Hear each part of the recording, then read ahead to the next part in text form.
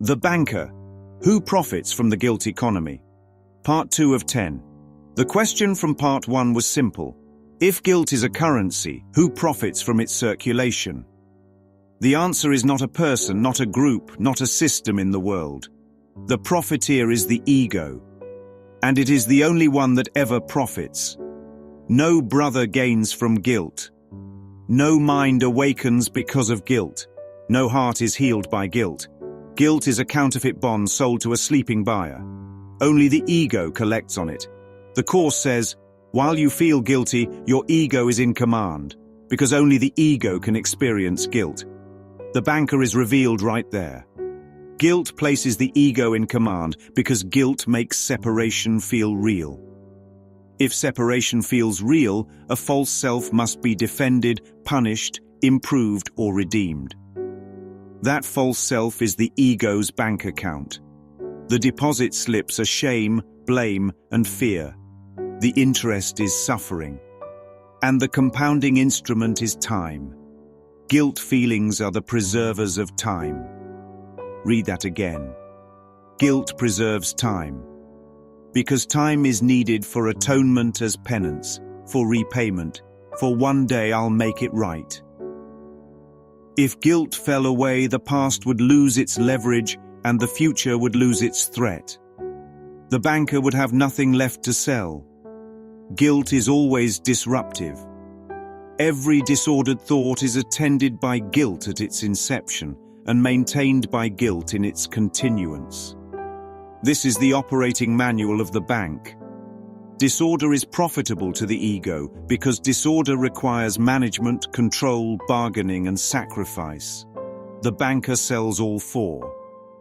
Consider how projection fuels the vault. The ultimate purpose of projection is always to get rid of guilt. But projection never disposes of guilt. It hides it, multiplies it, and then bills the projector for the interest. Condemnation is a payroll expense the ego gladly covers because it is paid back with identity. In every condemnation that you offer the Son of God lies the conviction of your own guilt. Every time a brother is charged, the mind silently charges itself. Every guilty verdict against another underwrites the banker's solvency. The ego is not only the banker, it is also the counterfeiter. It prints guilt by defining the self through absence and lack. You failed. You should have known. You don't deserve joy. These are counterfeit notes the mind accepts as legal tender. Then the same ego stands at the teller window to collect payment in peace, in trust, in the memory of God. If the ego is the symbol of the separation, it is also the symbol of guilt. The symbol is crucial.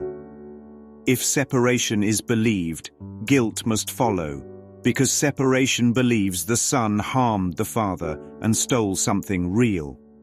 Guilt is the smoke that proves a fictional fire.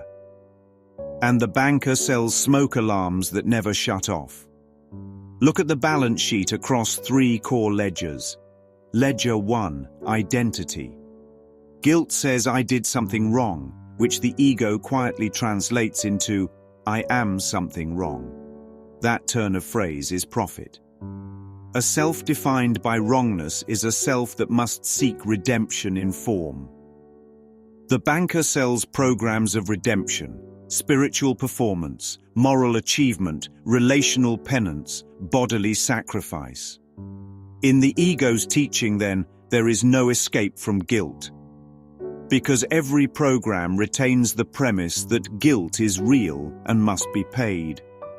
Ledger 2, relationship. No real relationship can rest on guilt, or even hold one spot of it to mar its purity. Yet the ego's contracts are guilt-based, obligation for care, fear of abandonment masquerading as loyalty, self-betrayal relabeled as love. Guilt purchases compliance, attention, confession, and control. The banker calls this stability, but the Course calls it blindness.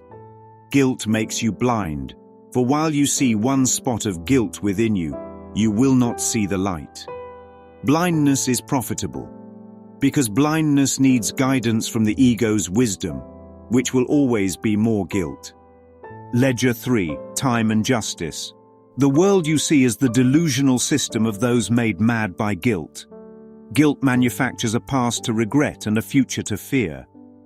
It binds justice to punishment and calls pain a balancing of the scales. But punishment is only further investment in the same lie. You cannot dispel guilt by making it real and then atoning for it. If guilt is made real first, any atonement that follows is another purchase from the banker. Payment never clears. The account is never closed. Now, why does the banker hate true forgiveness? Because forgiveness exposes the bank as a stage set. The vault is cardboard. The currency is play money. The tellers are mirrors. And the manager is a shadow. Love and guilt cannot coexist, and to accept one is to deny the other. True forgiveness is the instantaneous acceptance of love. It denies guilt, not by arguing against it, but by shining on what guilt could never touch. Let the holiness of God's Son shine away the cloud of guilt that darkens your mind. When the cloud is seen as a cloud, not a stone ceiling, light passes through. The banker cannot sell night to a mind that sees the sun. The ego also profits through specialness. Special love and special hate are the same account with two names. In special love, guilt is used to purchase closeness through sacrifice and obligation. In special hate, guilt is used to purchase distance through blame and punishment. Either way, the ledger reads separation. Either way, the banker smiles. As long as you believe that guilt is justified in any way, in anyone, whatever he may do, you will not look within, where you would always find atonement. Justification is the ego's anti-fraud department. It audits every miracle and flags it as suspicious. It asks for more proof, more penance, more time. Miracles do not submit paperwork. They simply reveal what is. There can be no case against a child of God, and every witness to guilt in God's creations is bearing false witness to God Himself. This is the clause that collapses the bank.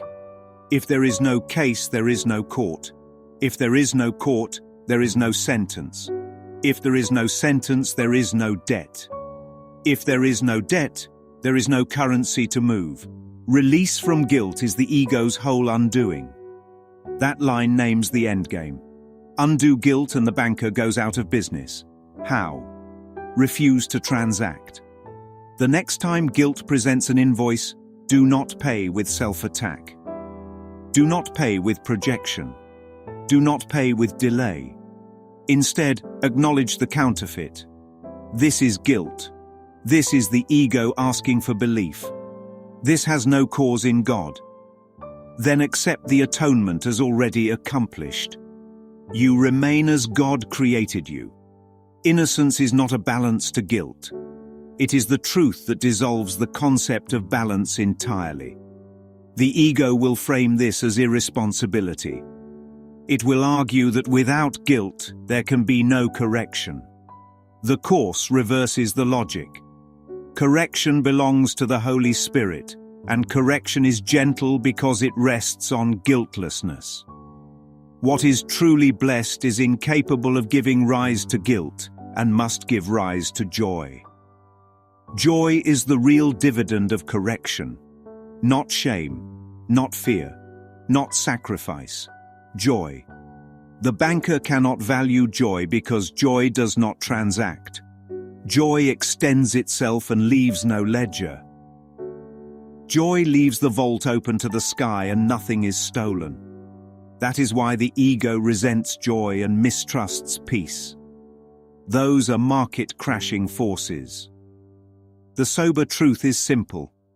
As long as guilt is valued, the banker thrives. Withdraw valuation and the institution collapses without a fight. Not because you defeated it, but because there was nothing there to fight. The light was always the reality, and the vault was always a shadow. Make no one fearful, for his guilt is yours. To withdraw guilt from a brother is to withdraw it from the mind that projected it. With everyone whom you release from guilt, great is the joy in heaven. That is not hyperbole. It is a present reflection of a timeless fact.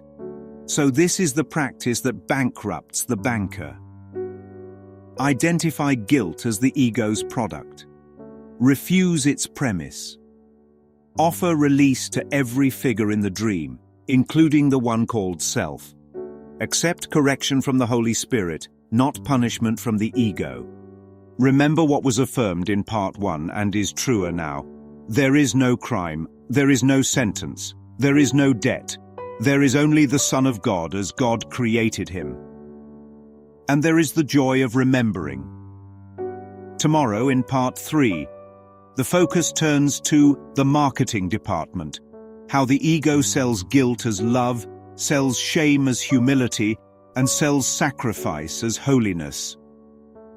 The banker does not merely hold the vault, it runs the ads. We will take every slogan apart until nothing is left but light. And the only thing that cannot be sold: truth.